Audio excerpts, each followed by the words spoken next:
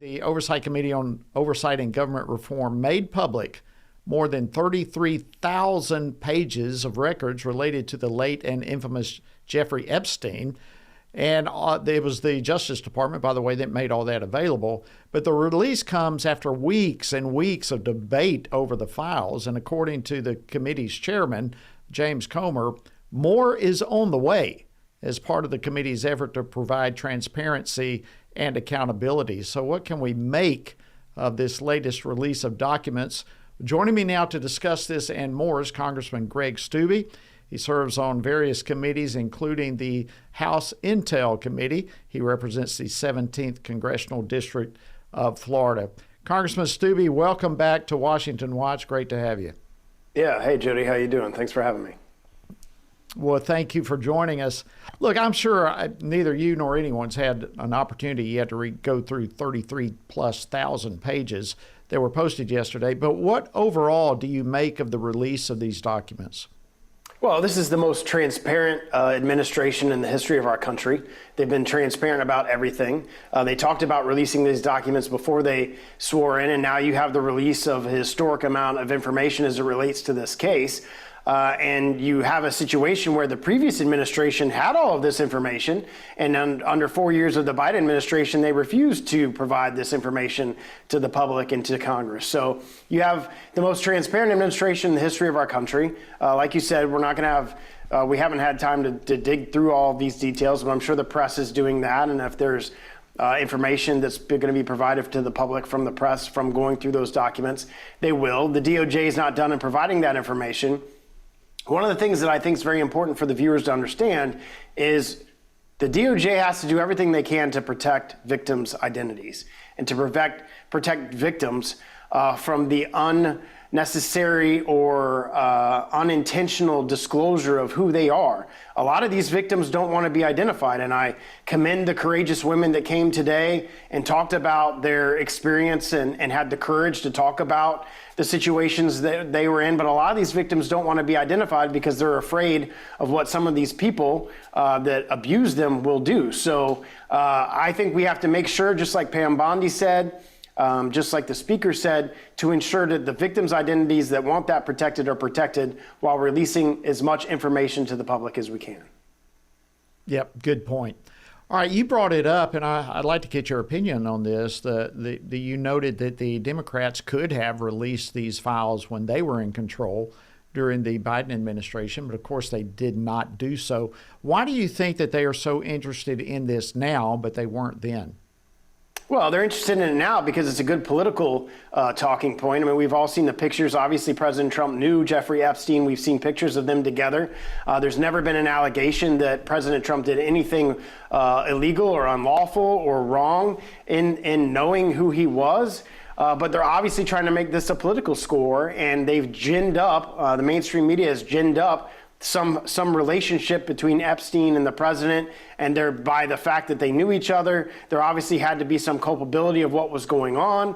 There's no evidence of that. So, of course, they're using this as an opportunity to attack the president and attack Trump. Why didn't they do this during the Biden administration? And don't you think if they had information that was detrimental to the president, they would have probably released that during Biden's tenure? Yeah, I mean, they absolutely would have. Congressman Steube, if I can switch gears on you real quickly, the 2-week deadline that President Trump had given Russian President Putin, it's now up. And President Trump spoke with reporters today as he met with Poland's new president. And he was asked what his message would be to Putin and if he's not happy with him. And basically Trump just said, well, wait and see. So from your perspective, what things are you hoping will happen if Putin does not take the next steps towards peace with Ukraine? Well, there's a lot that the president could do economically through sanctions to really strangle Putin and strangle the Russians as it relates to their economy and not being able to fund this war. Now, remember back in Trump 1.0, he had sanctions on Nord Stream 2, which the Biden administration released, that then allowed for millions of dollars to go to the Kremlin and fund the war. Zelensky himself said that funded a lot of the war. So those are things that you can do proactively, not militarily. You don't have to engage them militarily, but simply give the Ukrainians the intelligence that we have been sharing, and then do significant sanctions on the Russians, and then any countries that do business with the Russians, like India, who buys a lot of oil from them. If you sanction the Russians, you're also sanctioning countries like India from their ability to purchase Russian oil, which would debilitate their economy. And I know the president has talked about it, so I know that's one of the things that are on the table. And I feel that if Putin doesn't do what the president has asked him to do, isn't willing to come to the table and have some type of peace accord between the Russians and the Ukrainians, that's going to be the next step for President Trump, is to institute significant economic sanctions on the Russian regime. I know Putin now is offering a meeting with Zelensky in Moscow. Of course, that's not going to happen. In fact, would probably be very dangerous for Zelensky. There have been a number of other neutral states that have offered those type of meetings. What's your general take of where things stand right now between Russia and Ukraine? Are we going to see peace, do you think? I mean, if anybody can get it done, President Trump can get it done. You can tell that the president has been very frustrated with Putin. I'm certainly, both sides are going to have to give up significant things for there to be peace. Ukraine's going to have to give up some land in order for the Russians to stop aggression, and the Russians are going to have to give up a lot of things. And if either side's not willing to do that, then you're going to have this continuation of a 3-year war that never would have happened. But for if Trump was in the White House, none of this would have ever happened, because the Nord Stream 2 sanctions would have never gotten released. So I think both sides are going to have to obviously give up a lot in order to end the casualties and the loss and the suffering. Hopefully they're willing to do that, but if not, you have the strongest president in American history that's willing to put significant sanctions on the Russians to be able to at least bring them to the table for peace. I'll be discussing this particular question a little bit further in the next segment, but I'd love to get your thoughts on it. The first time joint appearance of Putin, as well as the leaders of China and North Korea. What are your thoughts with that? Look, on the Intel Committee, we had a hearing about, 3 to 6 months ago on threats to the United States. The Chinese Communist Party is the #1 national security threat to the United States. You have the Russians, the Chinese, and obviously North Korea, who is also another axis of evil, all working together. That's clear as what's going on. They do not stand for the interests of the United States.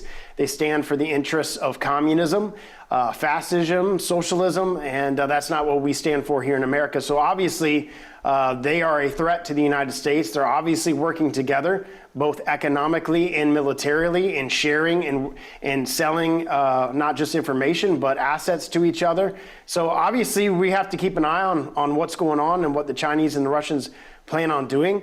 A lot of that's going to hinge on what happens in Ukraine. There's been a lot of talk about what China's going to do as it relates to Taiwan. So we'll just have to sit back and wait. But I'm very happy that we have a president in the White House who can make decisive actions and act if necessary. And less than a minute left. Just you and Senator Mike Lee have introduced the Department of War Restoration Act. Real quickly, why is that needed? Look, we got to bring the department back to what it was initially intended. So over 100 years of history prior to World War II, it was called the Department of War. Obviously, you've seen the attack that we did in Iran. You've seen this administration use the Department of War for the defense of our nation and for the national security and safety and security of the American people. Something the president feels strongly about. I agree with them. I think we need to go back to the historic founding and what that department really stands for. It stands for defense as well, but we obviously are planning operations to be able to protect our people.